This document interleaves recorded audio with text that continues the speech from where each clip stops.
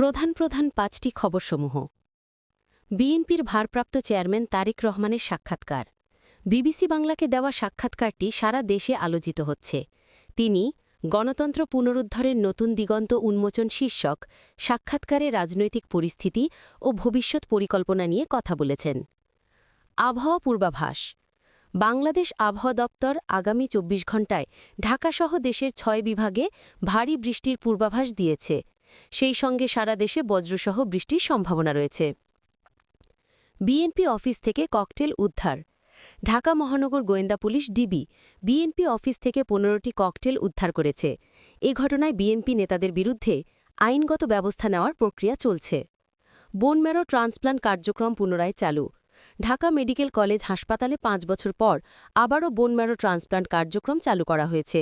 এটি দেশে রক্তকোষের রোগে আক্রান্ত রোগীদের জন্য একটি বড় অগ্রগতি। পুলিশের বিশেষ অভিযানে গ্রেফতার। পুলিশের চলমান বিশেষ অভিযানে রাজধানী ঢাকাসহ সারা দেশে গত ২৪ ঘণ্টায় মোট ১৭১১ জনকে গ্রেফতার করা হয়েছে। এর মধ্যে বিভিন্ন মামলার ওয়ারেন্টভুক্ত আসামি ১১৮৪ জন।